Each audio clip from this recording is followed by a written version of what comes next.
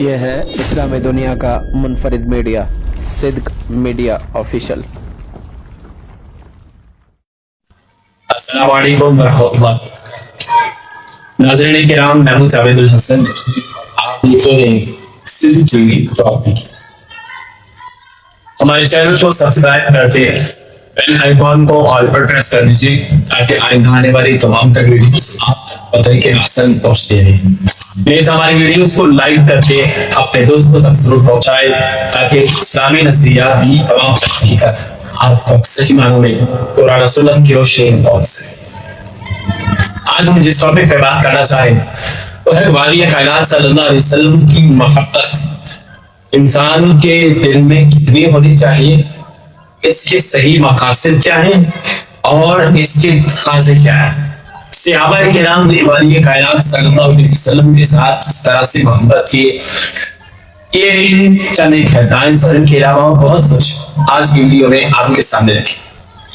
مالک کائنات نے قرآن پاک میں فرمایا قل بفضل اللہ وبرحمتہ کہ اگر تمہارے پاس اللہ کا فضل اور اس کی رحمت آ جائے فبذلک فلیفرحوا، تو طریقہ یہ ہے کہ تم اس پر خوشی مناؤ۔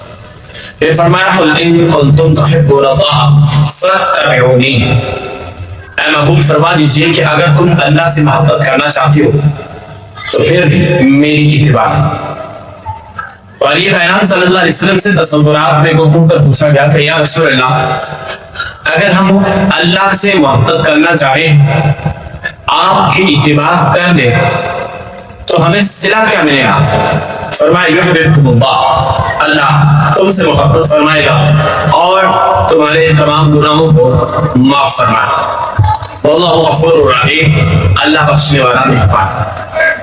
کتاب الایمان چیپٹر کا نام ہے باب حق الرسول صلی اللہ علیہ وسلم، البخاری جزء الاول، اسے جلد اول بھی کہا جاتا ہے، اور راوی ہیں عن انس بن مالک رضی اللہ تعالی عنہ قال رسول اللہ صلی اللہ علیہ وسلم لا يؤمن احدكم حتى اكون احب عليه من والده وولده والناس اجمعين، تو میں سے کوئی بھی شخص تب تک مومن نہیں ہو سکتا جب تک وہ تمام لوگوں سے بڑھ کر اپنے والدین اور اپنی اولاد اور مال سے بڑھ کر مجھ سے محبت ہے۔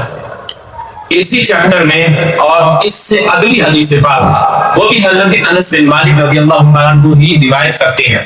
آپ فرماتے ہیں کہ ایک دن نبی کریم صلی اللہ علیہ وسلم حضرت عمر بن خطاب کے پاس بیٹھے تھے اور حضرت عمر بن خطاب سے پوچھا گیا کہ عمر تو مجھ سے کتنی محبت کرتے؟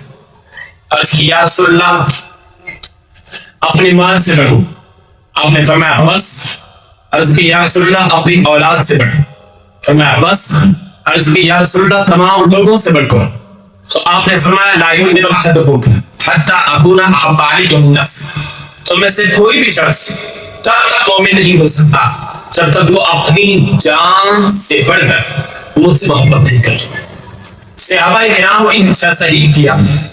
والی کائنات صلی اللہ علیہ وسلم کی محبت میں صحابہ کرام کا انداز یہ تھا کہ جب بدر کا مقام قائم ہونے والا تھا تو آقا صلی اللہ علیہ وسلم نے مہاجرین اور انصار کو بلا کر ایک میٹنگ قائم کی، اور آپ نے فرمایا کہ مہاجرین جو ہے یہ مدینہ سے باہر جا کے لڑیں گے اور انصار مدینہ کے اندر لڑیں گے، ہمارا یہی معاہدہ۔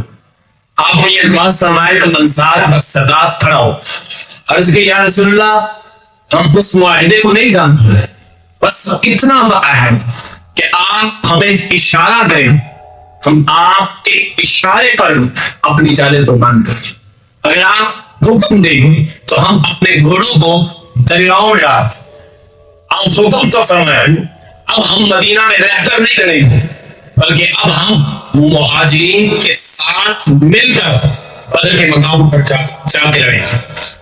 آقا صلی اللہ علیہ وسلم یہ الفاظ سنے تو آپ کے چہرے پر مسکراہٹ سی، اور آپ کے چہرے پر جو ایک بشری اعتبار سے پریشانی تھی وہ پریشانی خوشی ہو۔ یہ والی کائنات صلی اللہ علیہ وسلم سے محبت۔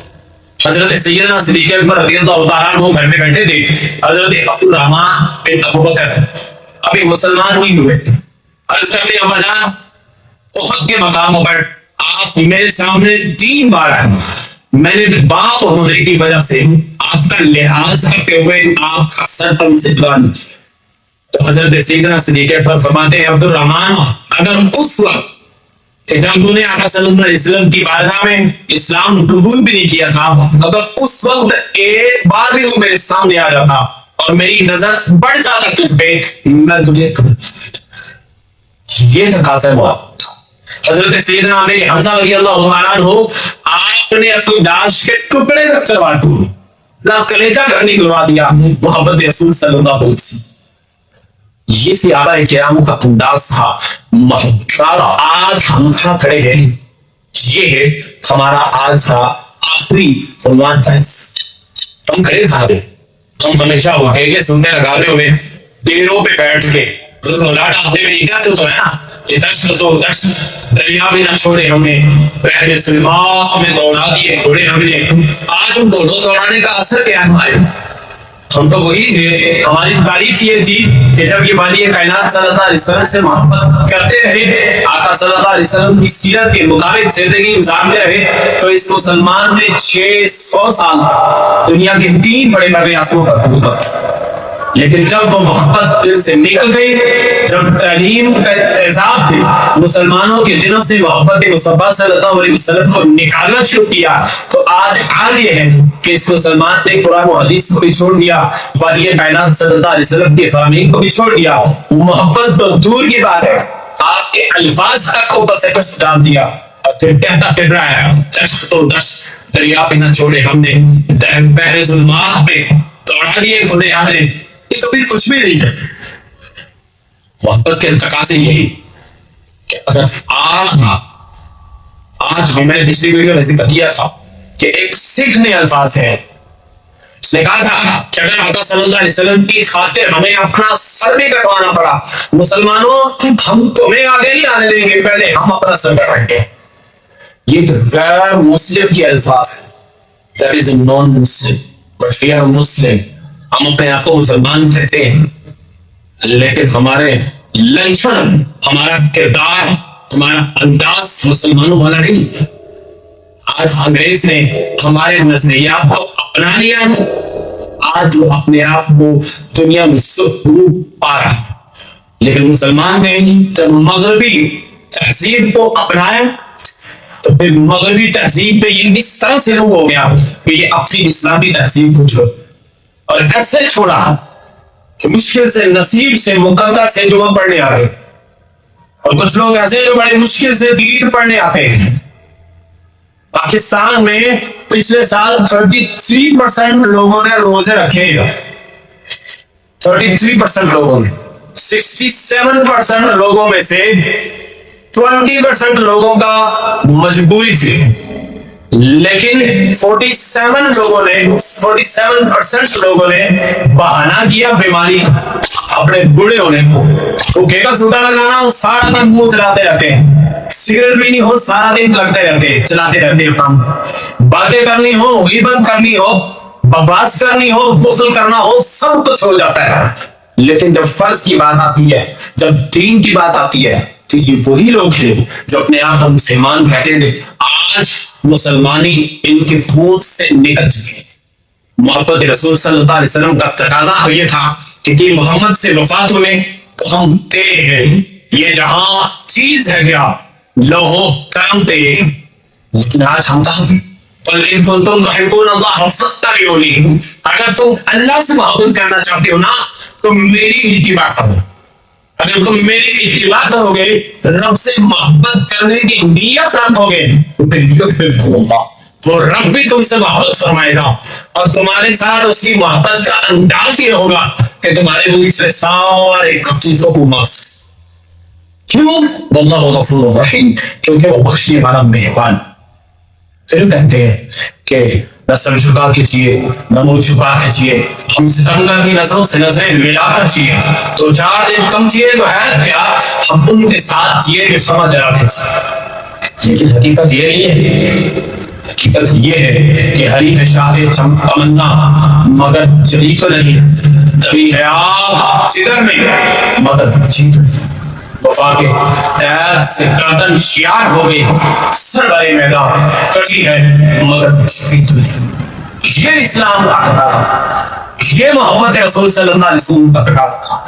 इधर बातिल सर उठाने लगे, आप बातिल के सामने सर न झुकाया, अपनी माल जान औलाद सब कुछ कुर्बान कर दे और आखिर में अपने आप को रब की बारगाह में कुर्बान कर दे। यही तालीमात वाली कायनात सल्लल्लाहु अलैहि वसल्लम ने हजरत इमाम ने मकाम को दी थी। और इमाम ने मकाम फरमाते हैं कि मुझे आका सल्लल्लाहु अलैहि वसल्लम ने फरमाया था कि बेटा हुसैन जब बंदा रब की राह में शहीद होता है ना तो उसके खून का पहला कतरा जमीन पर नहीं गिरता, रब कायनात उसे ज्यादा। ये आका सल्लल्लाहु अलैहि वसल्लम ने हजरत इमाम मकाम की तरबियत की थी, ये सहाबाए किराम की तरबियत। और फिर अल्लाह ताला से वाहिय कायनात सल्लल्लाहु अलैहि वसल्लम से खुद से मोहब्बत ये थी। आप फरमाया करते थे कि ऐ मौला अगर तुम उस मोहम्मद को 1000 जाने भी दे, मैं हर जान तेरी बारगाह में कुर्बान कर दूं, मेरी प्यास एक बुझ। ये मोहब्बत के तकाज़े।